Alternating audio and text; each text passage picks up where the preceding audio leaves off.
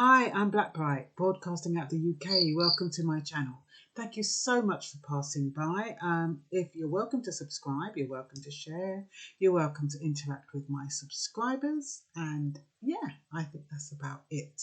I wanted to talk about the points-based system. I wanted to make it easier and simple because anything that's complicated to me, I try to think, well, how can I make it easier for other people to understand? Especially those people who are coming from abroad and they hear it, governmental style, or they'll read it from the website and it still doesn't make sense and you have to follow so many links. So I'm hoping that this one video will say everything, all you need to know, well, basically what you need to know about the points-based system. And so if you know of anyone who's thinking about coming over, although why they'd want to come over when there's such an economic downturn, I don't know. But there are still people who are vying to come to the UK to work and to study. And so as Priti Patel says, she's looking for the brightest and the best. What is the brightest and the best? The brightest and the best are those with PhDs in STEM subjects. What are STEM subjects? Well, STEM subjects is science, technology, engineering and maths. So if you have a PhD in any of those subjects, you're on your way to the UK. That rhymes. So, I mean, there are some other, what they call limited professions, which I'll let you know later, where you don't need a PhD. But basically, it's hello PhD for the sciences and the technology and the maths and the engineering, and goodbye all the care workers, all the farmers, the hotel workers, well, anybody in the service industry really. We say, ta-ta, we don't need you anymore, so you can't come in. Because that is the long and short of it. If you are coming in for what they may see as a menial task that anyone can do in the UK, you're not going to get, you're not going to be awarded a Tier 2 visa. So, what else have we got here? It's meant to put an end to foreign criminals. I would have thought that they were checking everyone that came into the country to see if they had a criminal past. I would have thought that would go without saying. I thought that was the whole point of having a passport that's biometric, that it could track those kind of things. So I don't understand how the points-based system is supposed to add to that. Not unless not everybody has a biometric card and this is their way of monitoring new people coming in. Maybe that's what it is. But I would have thought that unless somebody's been slipping and not doing their job properly, they should know who's coming in and whether or not they have a criminal record. This also applies to the EU citizens. If they have a criminal record, they can be deported. So it's just not foreign nationals. EU citizens are going to be treated like foreign nationals, actually.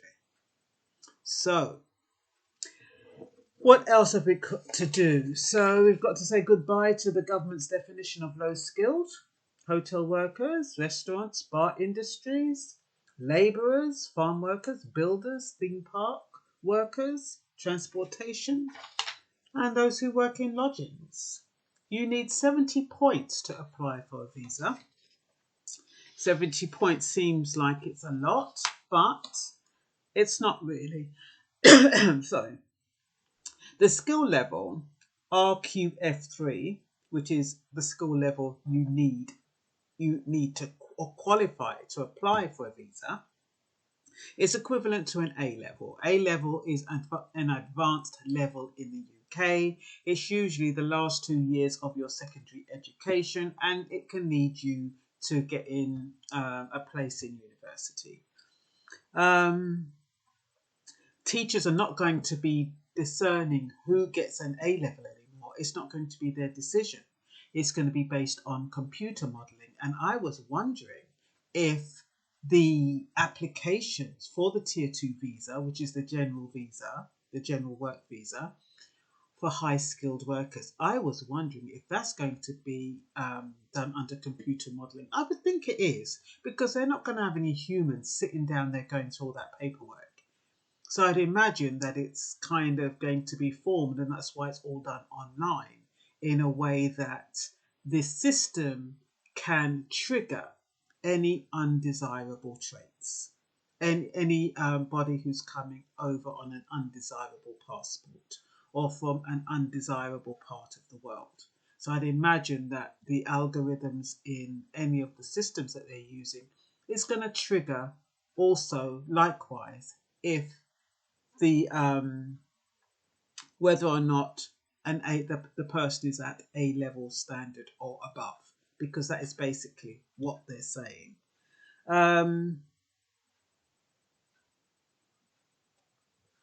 The 70 points in the points-based system are assigned for specific skills, i.e. qualifications, salaries, profession, and communication skills.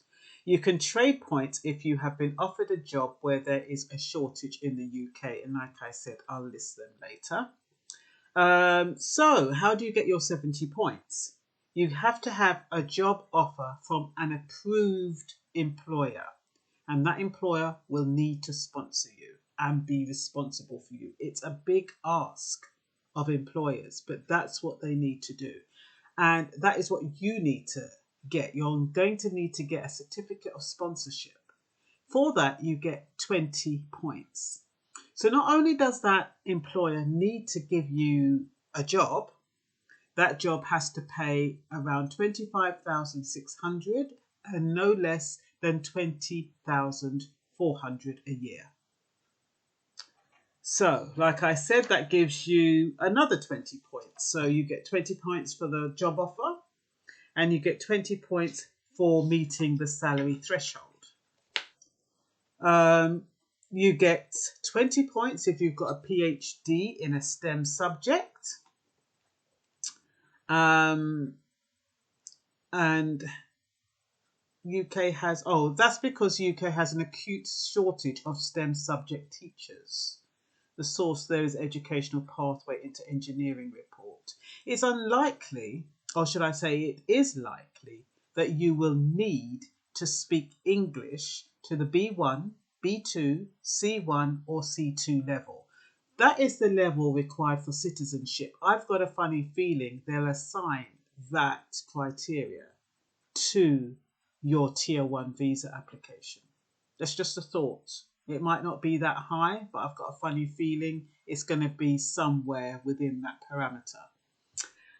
Is it likely? What else? And that's 10 points. Once you've got English at a certain level, that's your 10 points. So that makes it 70 points. Of course, if you're over 65 or disability, you don't need to do the English. But there again, if you're over 65 and over disability, you probably don't qualify for the high skilled anyway. So, just to recap, how do you get the 70 points?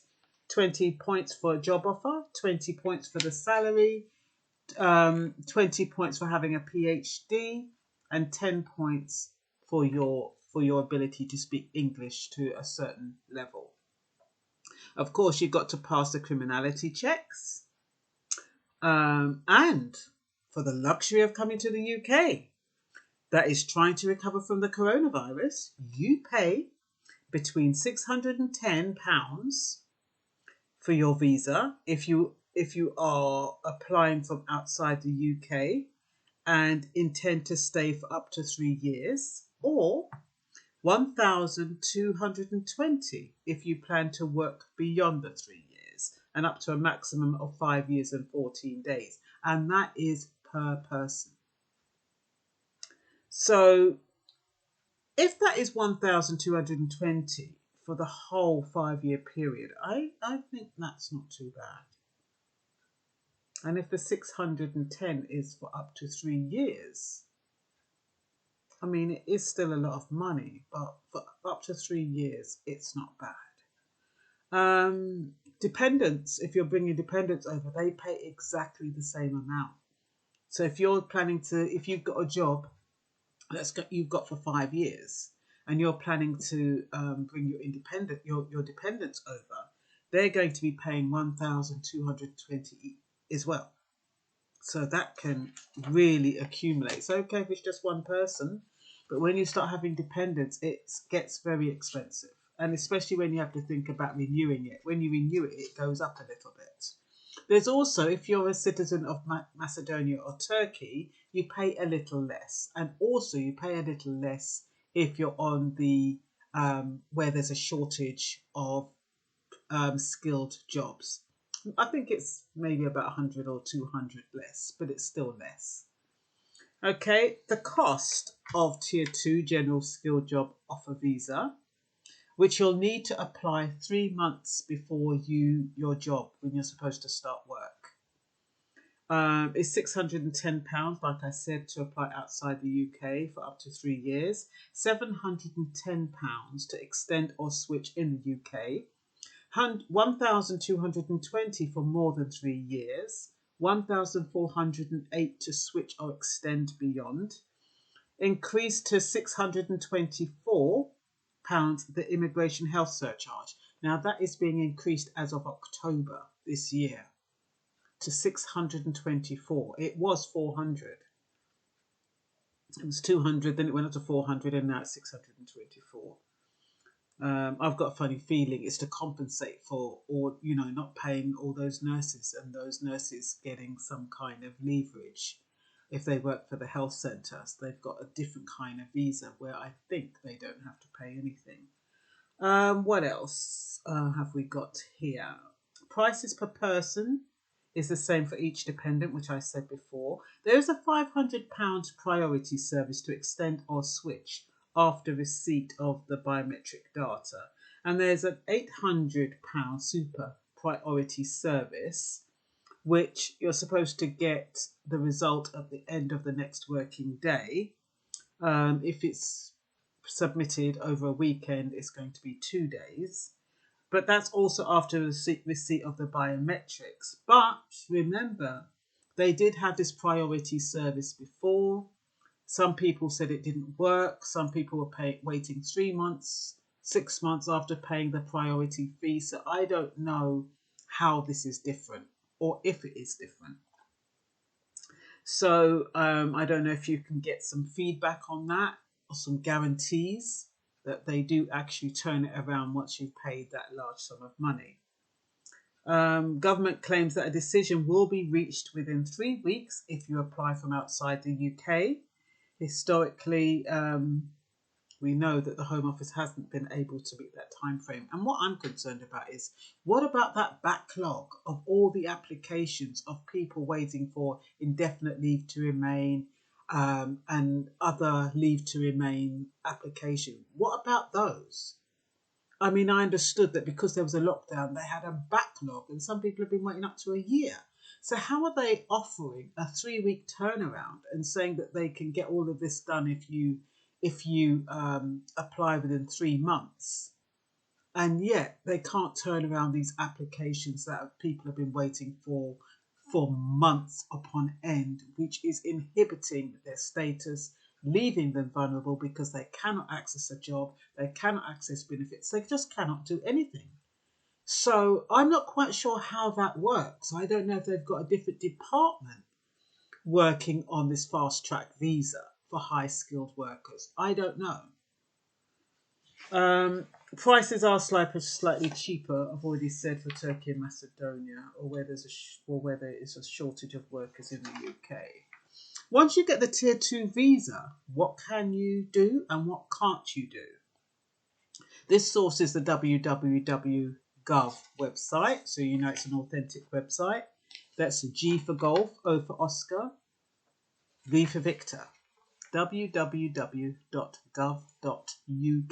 U for umbrella, K for Kisco. I was trying to remember what that... somebody was talking about the shaved ice in Jamaica, where you put the syrup on it. And I was trying to think, what did they call it? It's Kisco. See? Anyway, it's amazing how these things come into your mind when you relax. So what can you and what you cannot do with a Tier 2 visa?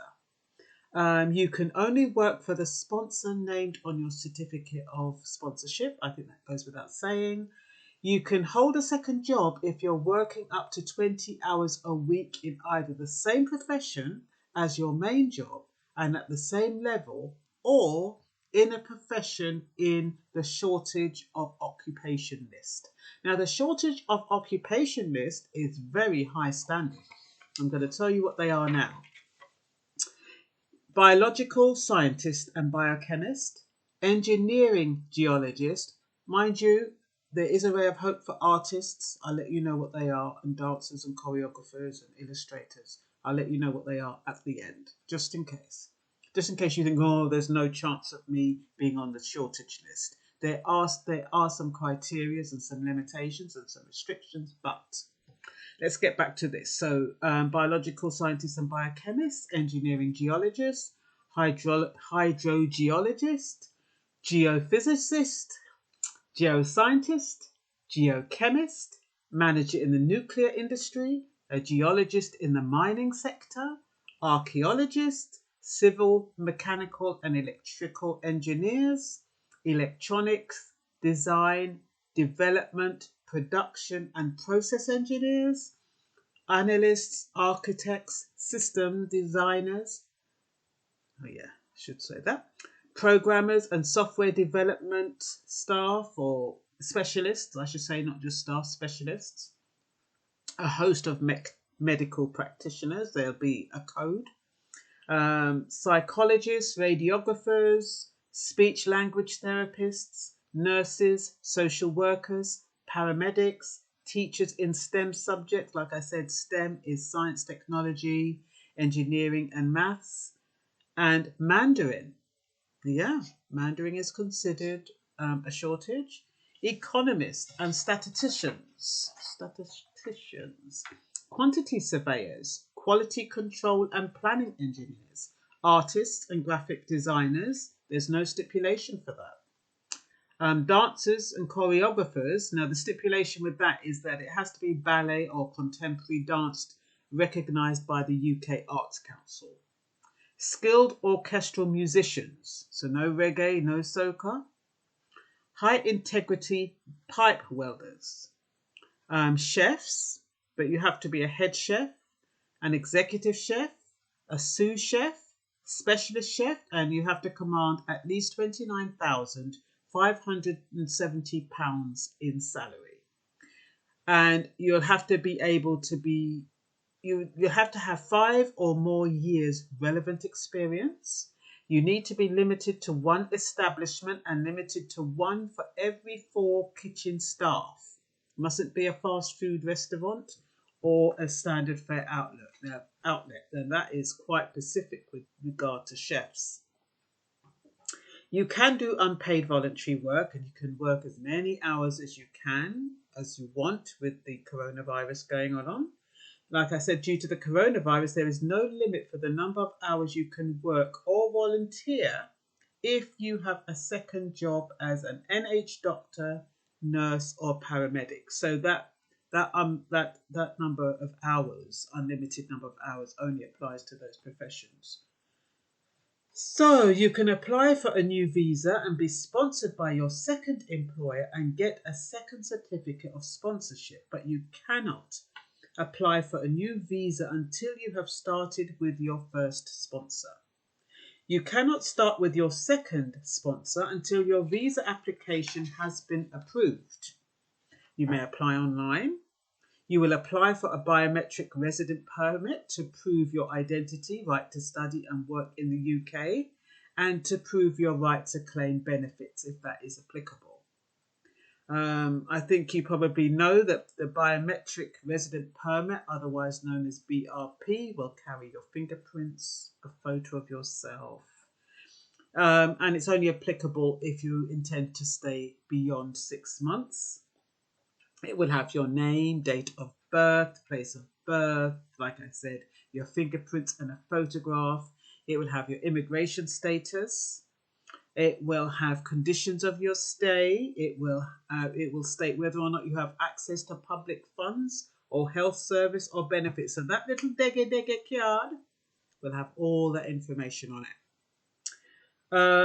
It might have a national insurance number on the back. A national insurance number is when you can work in the UK, and that national insurance identifies you for things like pension paying, national health insurance, that kind of stuff, and tax. So if it doesn't have it on the back of your BRP, it usually says NI. It's 2 letters of the alphabet, 2 numbers, another 2 numbers, another 2 numbers, and a letter. So it's 2 letters, 6 numbers, and a letter at the end. So if that's not on the back of your biometric resident permit, you need to apply for one. Don't ask me where from. Probably from the Department of Work and Pensions, but don't quote me, I'm not sure.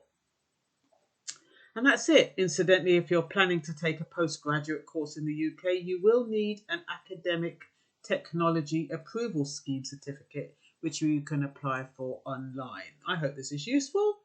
I hope I've made it easy for you, even though it's a bit long. So for those of you who wanted to know what this points-based system is that the lovely Pretty Patel is introducing or has introduced to the UK, I hope that now you know.